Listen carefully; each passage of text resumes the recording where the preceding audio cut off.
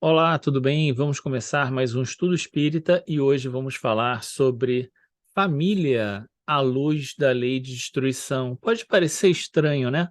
Mas vamos tentar associar um princípio básico da lei de destruição com as informações que nós temos sobre a família lá no Evangelho segundo o Espiritismo. Esse é um canal para estudos espíritas e se você não conhece ainda os outros vídeos desse canal, tem um cardzinho aqui em cima que você pode acessar os outros estudos. Pois bem, a lei de destruição é a sexta lei que está no conjunto das leis morais, no capítulo terceiro do Livro dos Espíritos, ah, e ela vem precedida pela lei de conservação. Então, lei de conservação e lei de destruição são duas leis da natureza que se complementam, como nós vamos ver. E Kardec, sempre que começa a falar sobre as leis morais, todos os capítulos praticamente, ele quer saber isso. Conservação, destruição, igualdade, progresso, são leis da natureza, elas organizam a nossa vida.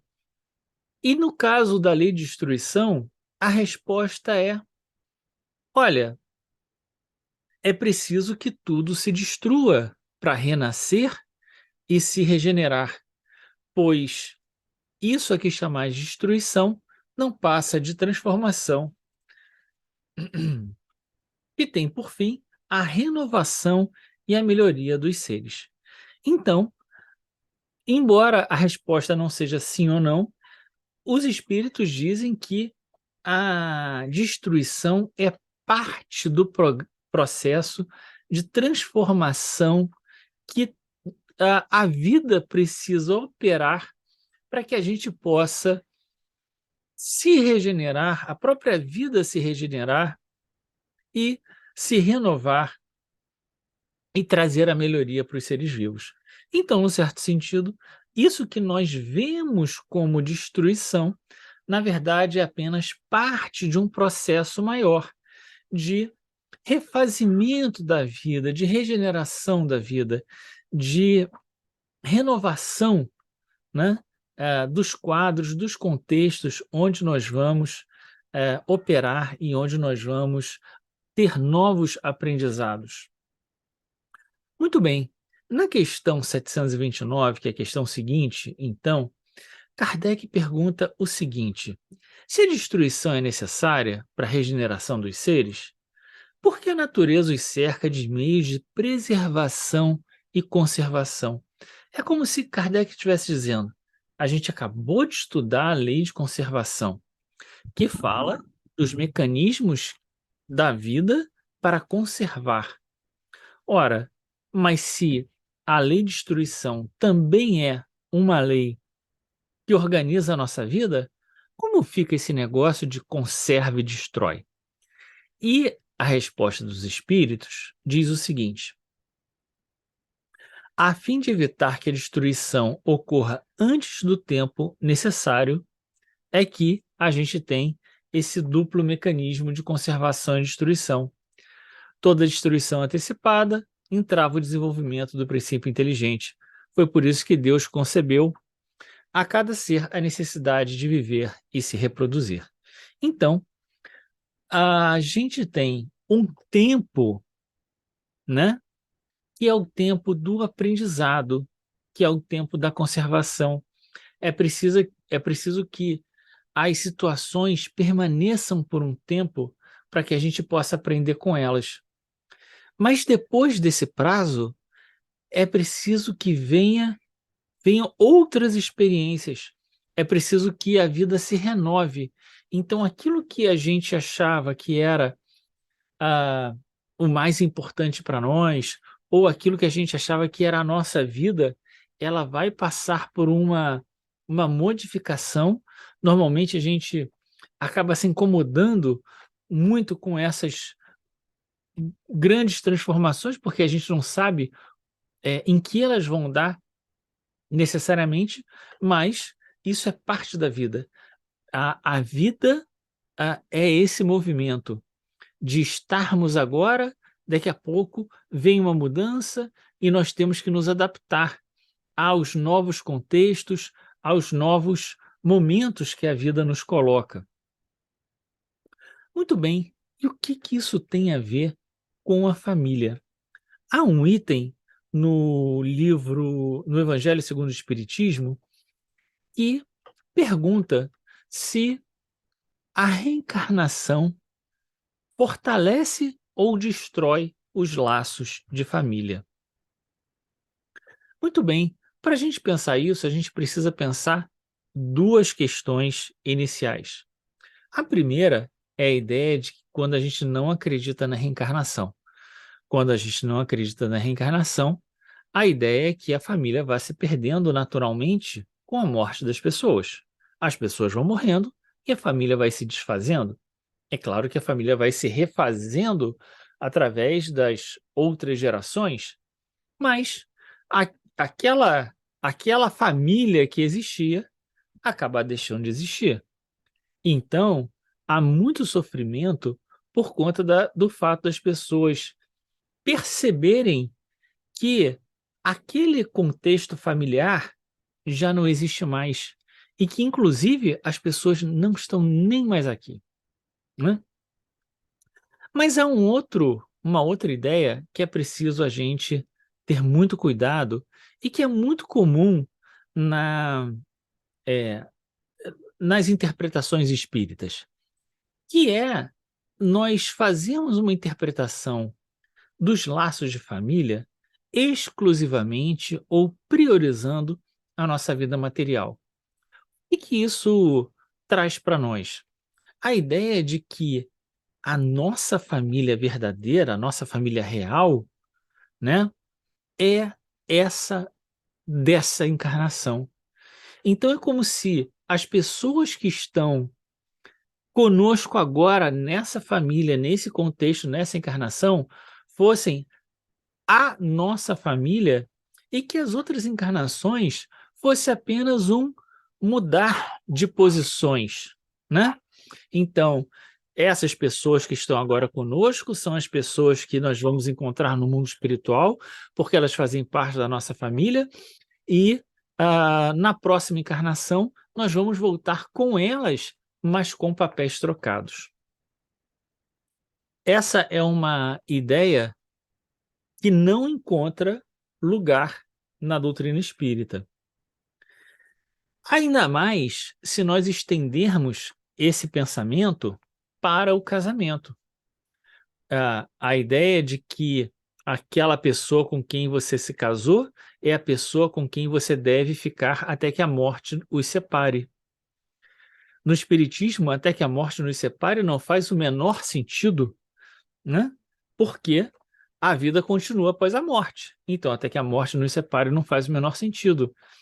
Mas então a gente vai levar esse compromisso de ficar com aquela pessoa ah, para todo sempre, né? Não, isso não tem o menor sentido na doutrina espírita, né? Ah, ah, porque não há ninguém que seja metade eterna de ninguém, né? Que precise do outro necessariamente. Você pode até estar com outras pessoas, mas não existe esse compromisso eterno. Isso é uma forma romantizada de nós eh, pensarmos as relações, e mais do que isso, né? É uma forma também de incorporação da cultura, em grande parte católica, que entendia essa ideia, né, de um compromisso até que a morte os separe, até que Deus quiser, quando Deus separar o casal. A doutrina espírita não endossa esse tipo eh, de afirmativa. Vamos tentar olhar então e ver o que que nós aprendemos quando vamos pensar a família do ponto de vista espiritual, que é aquilo que nós aprendemos no Evangelho segundo o Espiritismo, capítulo 2, quando fala sobre o ponto de vista e a necessidade de olhar as coisas que nós passamos na encarnação do ponto de vista espiritual, para que a gente tenha a real dimensão daquilo que nós estamos vivenciando. Muito bem. O que nós encontramos no Evangelho segundo o Espiritismo, capítulo 4, item 18? A seguinte afirmação: no espaço, os espíritos formam grupos ou famílias unidos pela afeição, pela simpatia e pela semelhança de inclinações. Felizes por se encontrarem juntos, esses espíritos se buscam uns aos outros. Então, observe que, quando se fala da família no mundo espiritual, a referência são grupos ou famílias, então a família é só uma outra designação para grupos de espíritos que estão unidos por afeição, simpatia ou semelhança de inclinações. Mas não faz nenhuma menção aos parentes da outra encarnação. Porque pode ser que entre os parentes da encarnação que acabou de passar, não tenha.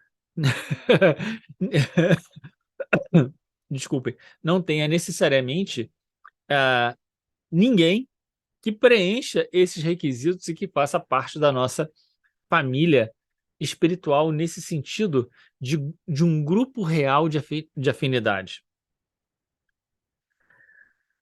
Continua, então, o comentário dizendo assim: a encarnação apenas os separa momentaneamente, porque ao regressarem à erraticidade, reúnem-se novamente como amigos que voltam de uma viagem.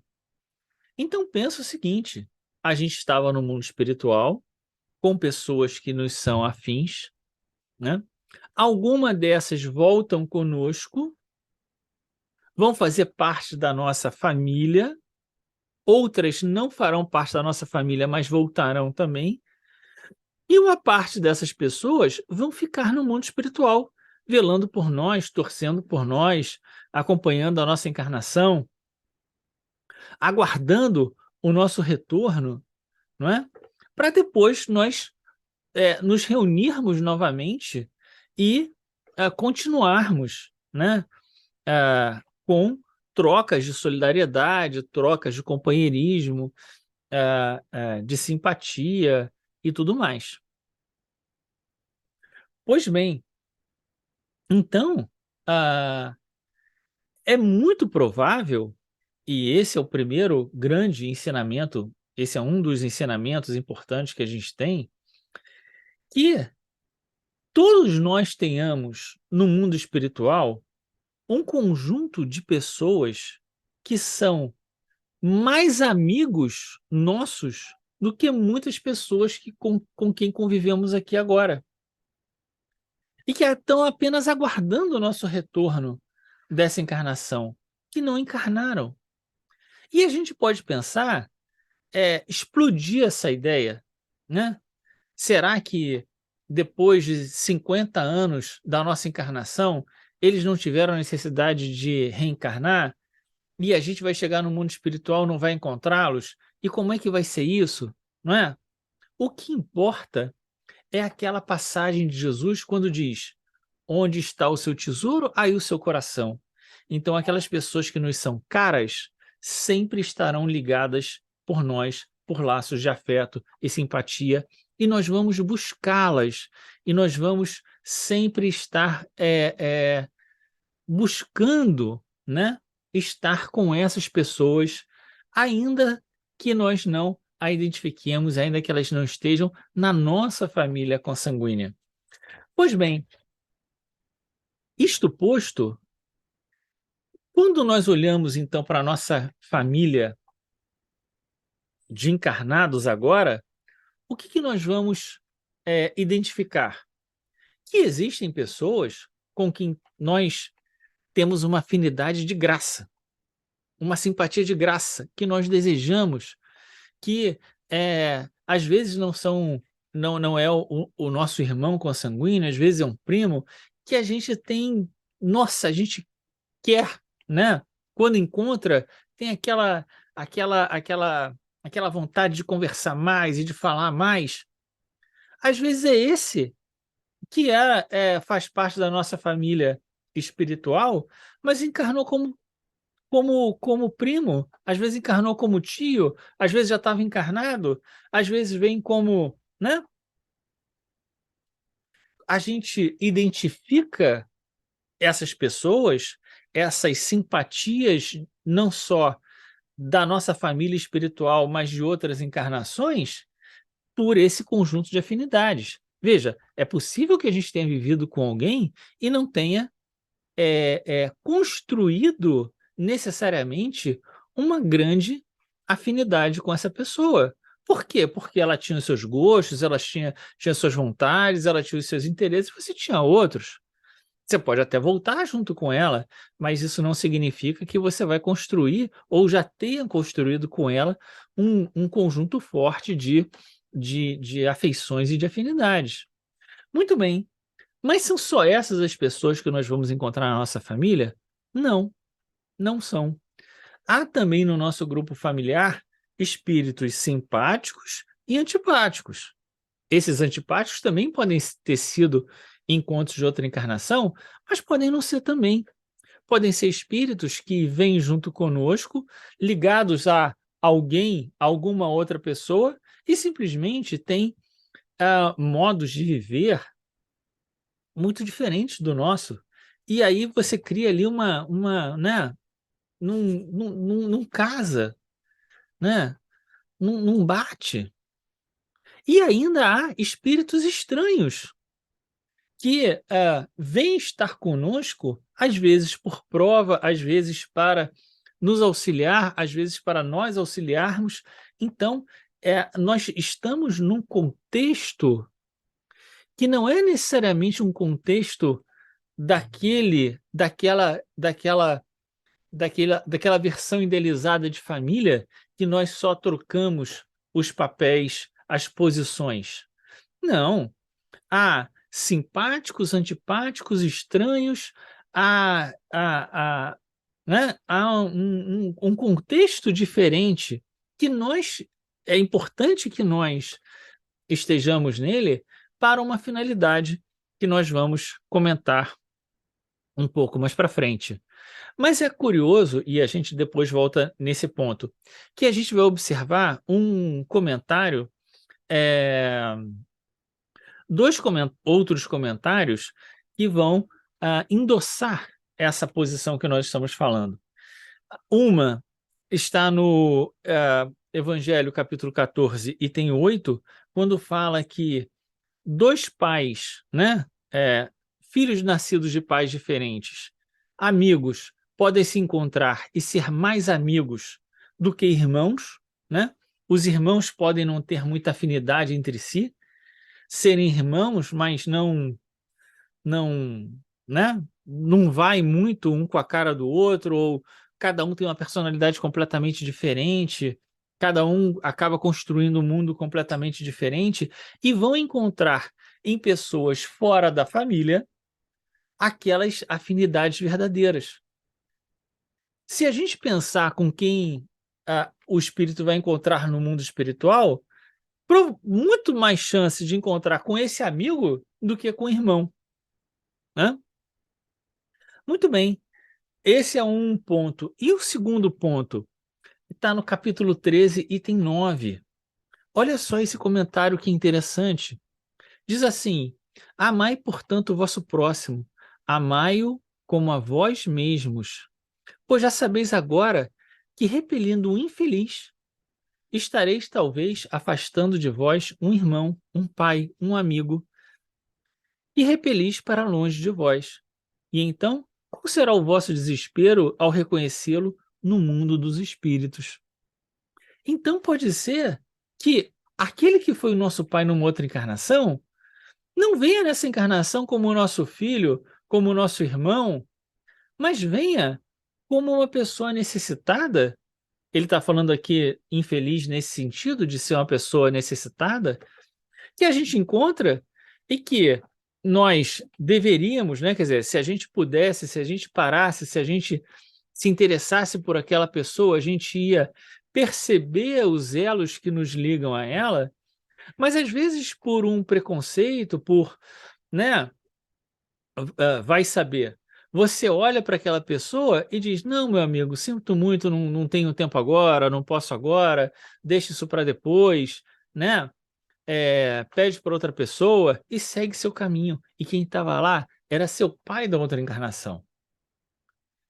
Então, mais uma vez, a gente observa que a mudança de posições ela não é um jogo no, não ocorre num único jogo, né? No sentido de ser aquelas mesmas pessoas que vão trocando. Ela é complexa, ela vai se dando de acordo com a necessidade de cada um. Então, você renasce num grupo familiar, o outro renasce no outro, vocês podem se encontrar, mas o destino de cada grupo familiar vai levar cada um para um tipo de realização diferente.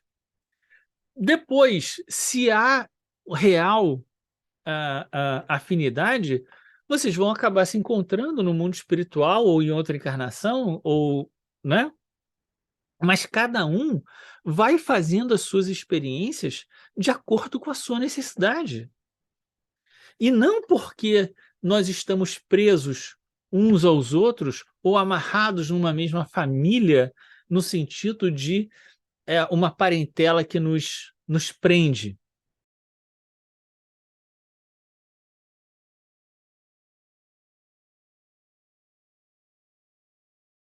Kardec vai fazer um comentário no Evangelho segundo o Espiritismo, capítulo 4, item 20, sobre aquela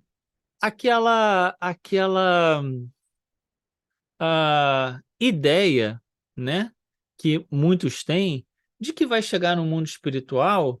E como é que eu vou chegar no mundo espiritual e vou encontrar quantos pais eu tenho que eu vou encontrar no mundo espiritual, ou quantas mães eu tenho, ou quantas esposas eu tenho? Será que eu vou encontrar com a esposa atual e com a esposa da outra encarnação? Será que elas são as mesmas? Como é que é isso? O que que vai acontecer, né? E Kardec está fazendo um comentário crítico à ideia daquelas pessoas que se ressentem disso porque ficam preocupados que a sua parentela aumente indefinidamente, né? Como é que é isso? Isso vai crescendo exponencialmente o número de pais, filhos, eu vou ter que me comprometer com todo mundo? Como é que é isso, né? Então,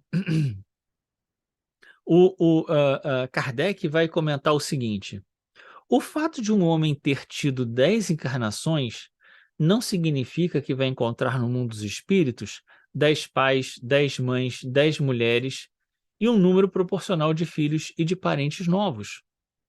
Lá encontrará sempre os que foram objeto da sua afeição, os que foram ligados a eles na terra, a ele na terra, a título diversos, e talvez sob o mesmo título.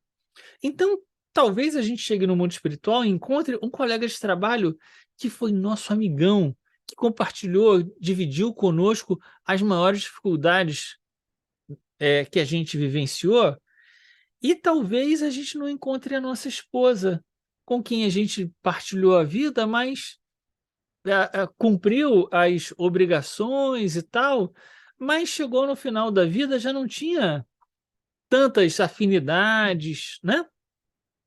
Talvez a gente encontre esse amigo, talvez a gente encontre uma outra pessoa, ou um dos nossos filhos, mas não todos, né?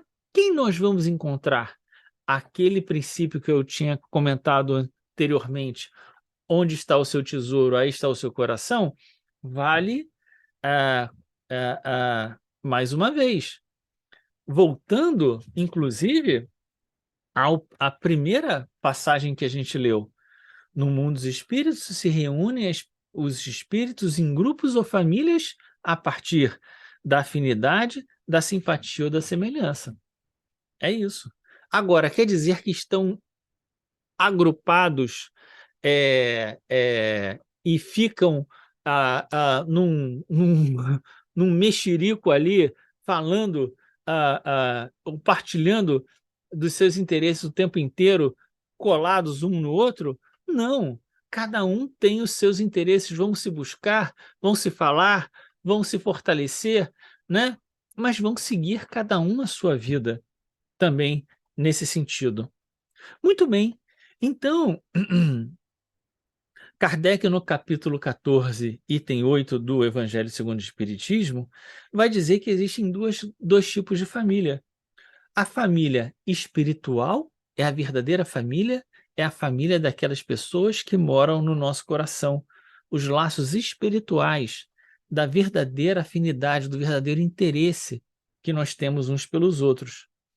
E os laços corpóreos. Os laços corpóreos nos prendem à parentalidade, mas eles não necessariamente criam vínculos de simpatia, de interesse, de afinidade entre as pessoas. E aí fica a grande questão. Ah, no Evangelho segundo o Espiritismo, quando a gente começou aqui esse comentário, a gente tinha falado que há um item sobre a reencarnação fortalece ou ela destrói os laços de família? Do ponto de vista espiritual, ela fortalece, porque está pensando na família espiritual. Na família material, a família pode se desfazer antes mesmo da encarnação acabar.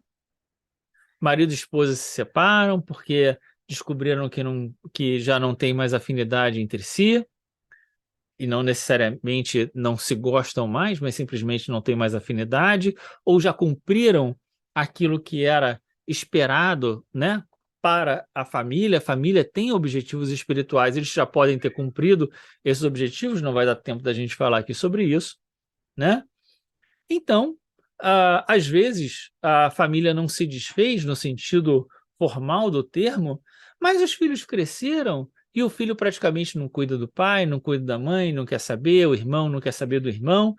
A família, num certo sentido, se desfez. Então, os laços da família material, eles podem, sim, se perder, não por causa da reencarnação, mas vamos dizer assim, por força mesmo das relações. Entretanto, observe comigo um ponto delicado dessa discussão toda. Afinal de contas, a família não é algo importante para nós? É. Mas qual é o aprendizado que nós temos na vida familiar? Vamos observar aqui a questão 774 do Livro dos Espíritos, quando diz assim: há no homem alguma coisa a mais além das necessidades físicas. Há também a necessidade de progredir. Os laços sociais são necessários ao progresso e os da família tornam mais apertados os laços sociais. Eis porque os laços de família, e ele está falando aqui da família encarnada, são uma lei da natureza. Quis Deus que dessa forma os homens aprendessem a amar-se como irmãos. Olha só que sutileza esse final. A família, o objetivo dela é a construção de laços familiares, não é? Os laços de família que vão fazer com que a gente aprenda a amar-se como irmãos. Por quê? Porque uma vez desencarnando, nós vamos ser uns amigos dos outros, seremos todos irmãos, não seremos mais pai, mãe, tio, avô, primo, parentalidade acaba. Então a gente tem que se aprender a se amar como irmãos fraternalmente, porque é o amor fraternal que rege, né, a vida. Então, o que que a experiência da família vai trazer para a gente? A experiência da família vai trazer esse contexto, absolutamente específico que nós vamos vivenciar ao longo do nosso tempo de família, uma parte com os nossos pais, uma parte a família que nós vamos criar, não é? Esses dois contextos vão trazer pessoas simpáticas, antipáticas, estranhas, que nós vamos buscar através do conhecimento, de estar, de vivenciar com essas pessoas, de ver a dificuldade, né? Cada um vendo a dificuldade que o outro tem. Vamos fazer o exercício de quê? De amar, perdoar, né? Ser compreensivo, ser paciente, e é no contexto da família que a gente faz mais esse exercício, ou pelo menos tem a chance de fazer mais esse exercício. Por quê? Né? Porque na família a família é o local onde a gente sempre busca alargar a nossa capacidade de amar. Então perceba, eu posso ser uma pessoa extremamente impaciente, mas eu posso dizer, cara, eu sou muito impaciente quando isso me acontece, mas quando a minha mãe faz, eu dou um desconto para ela porque ela é minha mãe. Então a gente começa a estender as fronteiras daquilo que a gente acha possível fazer, né? Eu não conseguia fazer determinada coisa, mas agora que eu tenho a minha filha, nossa, fazer isso que era impossível para mim se tornou um prazer. Então você vai e estende a sua capacidade de amar. Esse é o exercício do tempo da família. Esse é o exercício do tempo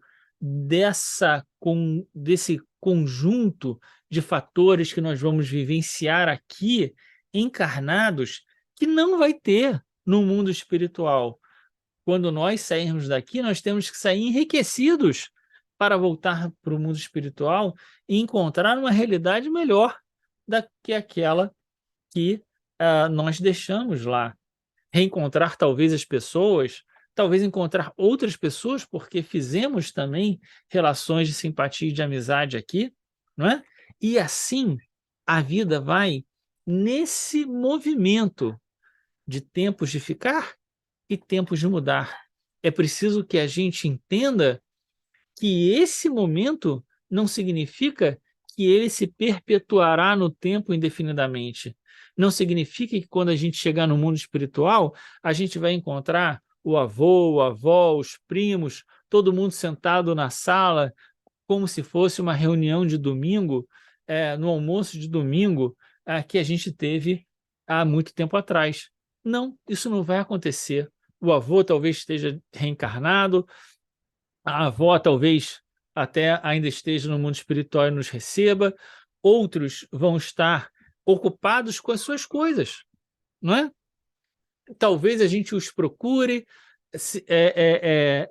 estabeleça relações e continue a nossa vida, e encontre outras pessoas que vão somar, trazer outras experiências para a gente vai desenvolver com elas também o exercício do amor.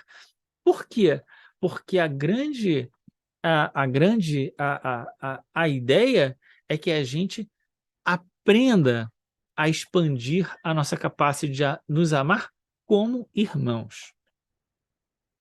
Então, vamos terminar aqui essa reflexão, trazendo então esse princípio do tempo de ficar e do tempo de modificar, pensando a nossa vida como um todo, pensando que há momentos que nós temos que identificar. Não, ainda é tempo de ficar mais um pouco. Não, agora deixa que as coisas aconteçam, vamos aceitar as mudanças, vamos olhar as mudanças como chance de crescimento para nós e vamos em frente, né? Eu gosto muito de uma imagem que me foi passada por um, um vídeo de um amigo que eu vi, e ele dizia assim: a vida é como a gente dirigir um carro com GPS. A gente passou a entrada, não tem problema, ele vai dizer a 50 metros tem um retorno.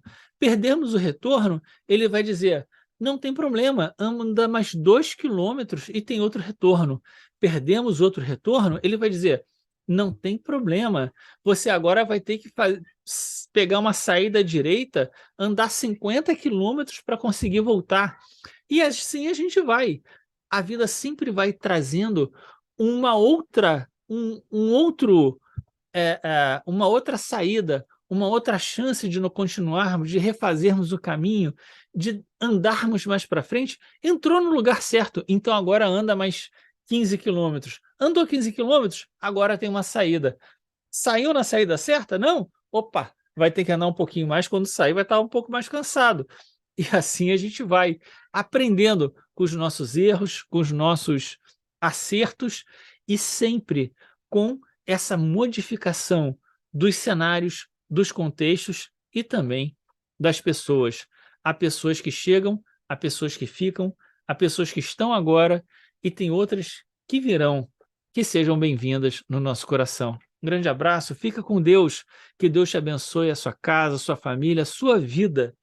Que Deus abençoe a todos nós que nessa hora paramos um tempo para pensarmos e refletirmos sobre a nossa vida. Muito obrigado por ter chegado até aqui. Um grande abraço. Tchau.